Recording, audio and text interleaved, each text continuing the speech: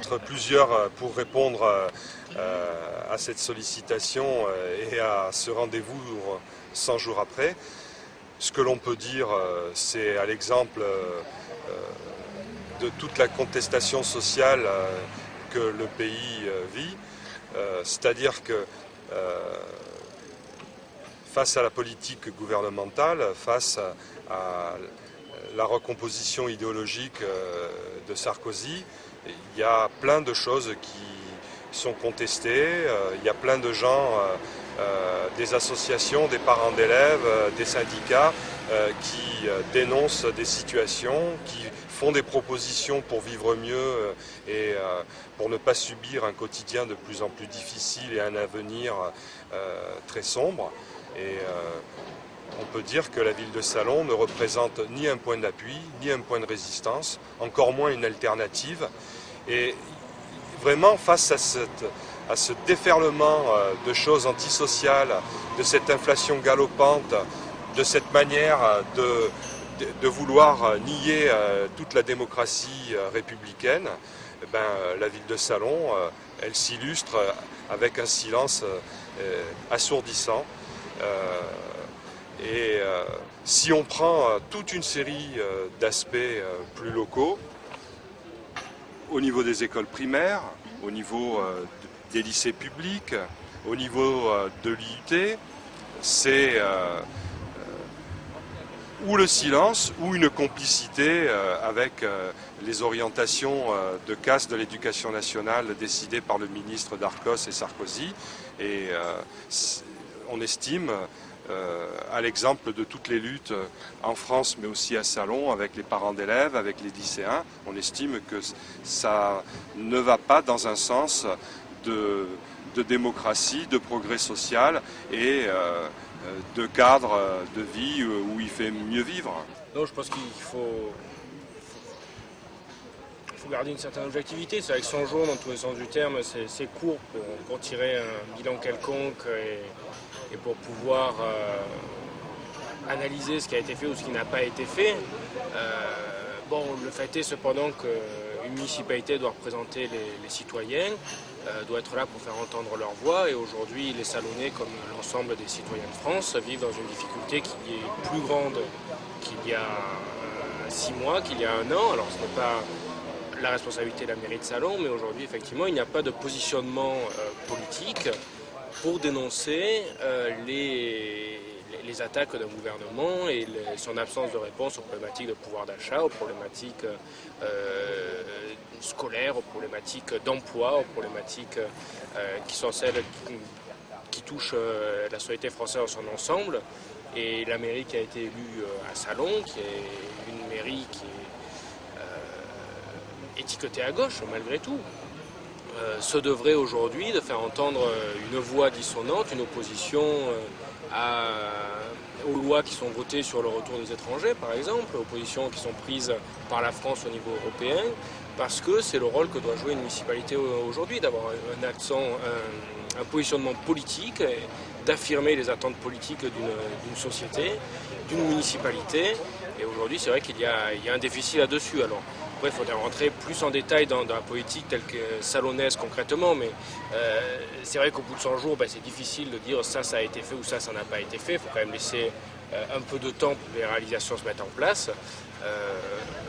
Le principal reproche que je ferai aujourd'hui, c'est réellement cette absence de voix dissonante, cette absence de positionnement sur l'échiquier national pour faire entendre une opposition au gouvernement Sarkozy et aux lois qui sont prises que la mairie devra appliquer à un moment ou à un autre, lorsque la carte scolaire doit disparaître, lorsque les postes d'enseignement dans l'enseignement secondaire sont diminués. C'est quelque chose qui va avoir une répercussion concrète sur la population salonnaise.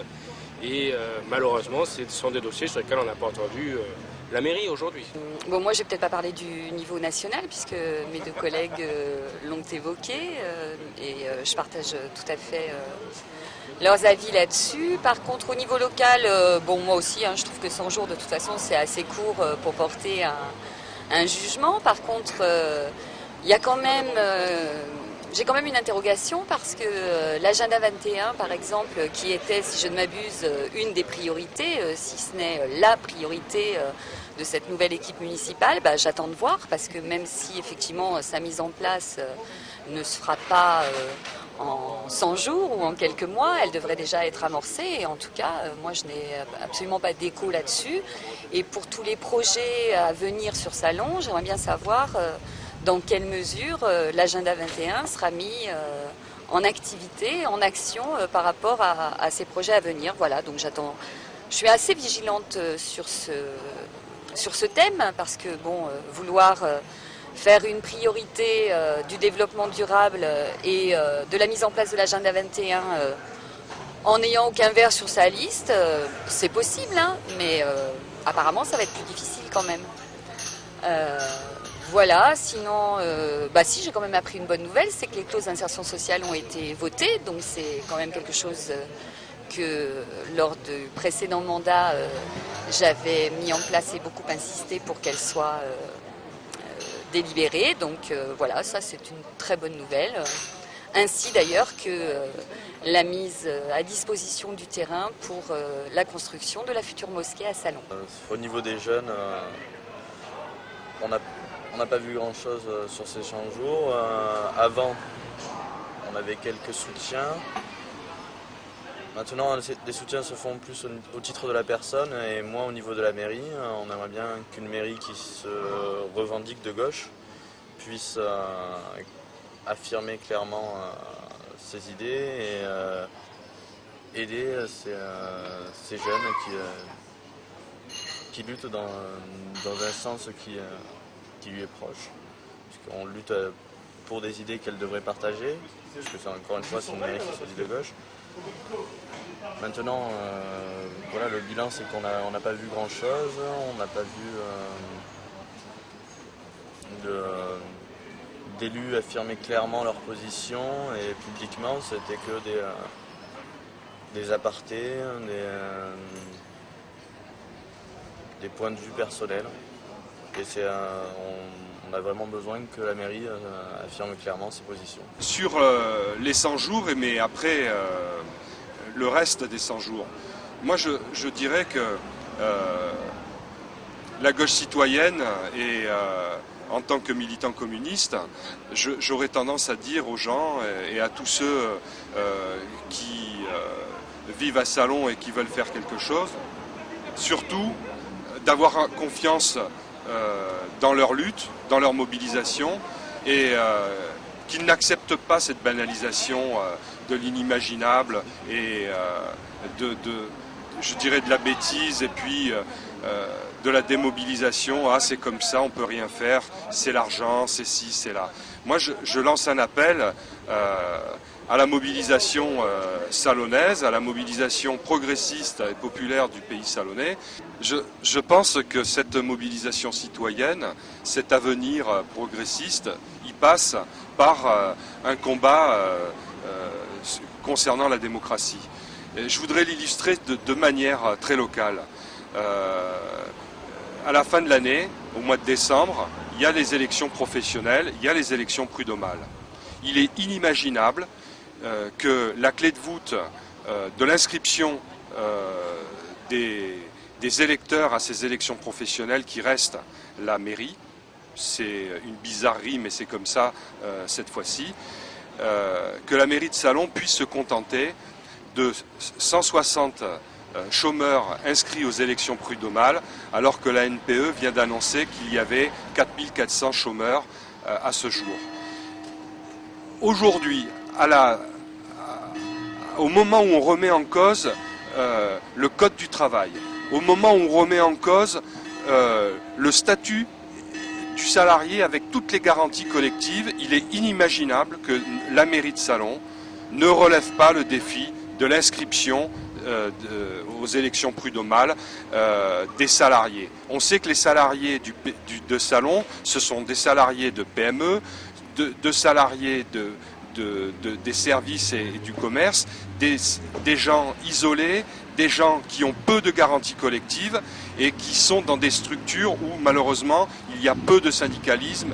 Et justement, le conseil de prud'homme, les élections professionnelles aux élections prud'homales, ça reste l'outil de ces salariés dans ces petites structures. Et je pense que sur cette démocratie sociale, sur cette démocratie des salariés, la mairie, elle a besoin de relever le défi. Un autre exemple qui me semble fort au niveau de cette bataille pour la démocratie à Salon, sans réunion, sans information, la mairie a écrit à tous les responsables du mouvement associatif salonnais pour leur dire que pour 2009, il fallait s'attendre à ce que les subventions d'équipement et de fonctionnement soient amputées d'au moins 10%. Mais qu'est-ce que c'est ça? Est-ce que c'est comme ça qu'on va régler les problèmes de vie associative sur notre ville? Est-ce que c'est comme ça que l'on peut respecter l'engagement associatif et que l'on peut aider au développement citoyen à travers les associations et à travers des ambitions sociales, culturelles et autres? Non, je veux dire, c'est particulièrement honteux qu'à ce jour, on ait pu prendre contact de cette manière-là avec le mouvement associatif pour leur dire qu'en 2009, il fallait qu'ils s'attendent aux vaches maigres. Donc, nous, c'est vraiment cette mobilisation par la démocratie, par les luttes, par le réapprentissage du goût des luttes et du rassemblement qu'on aura l'occasion tous ensemble, au niveau de la ville comme ailleurs, de relever ces défis de démocratie et de progrès social. Comme tu le disais, comme tu le rappelais, effectivement, on avait construit une liste au moment des élections qui s'appelait La Gauche citoyenne pour Salon pour rassembler un certain nombre de citoyens sur des valeurs communes qui aujourd'hui ne peuvent plus trouver la même expression parce qu'on n'est plus en période électorale, donc il n'y a pas de campagne à mener. C'est pas pour autant que ces valeurs-là elles doivent disparaître du paysage politique salonnais pendant les 6 ans qui nous séparent des prochaines échéances locales. Donc c'est à nous maintenant de trouver les moyens pour fédérer l'ensemble des énergies qui sont toujours présentes aujourd'hui autour de cette table, autour d'un certain nombre de temps que nous avons pu organiser, de réunions, de rencontres, de rassemblements un peu plus festifs avec l'ensemble des citoyens qui s'étaient rassemblés avec nous. Bon, c'est à nous de continuer cette dynamique-là et de nous donner les moyens de faire en sorte que pendant les 6 ans qui viennent, les valeurs que nous avons défendues et mises en avant pendant cette campagne soient toujours présentes dans le paysage chalonnais. Et nous y veillerons.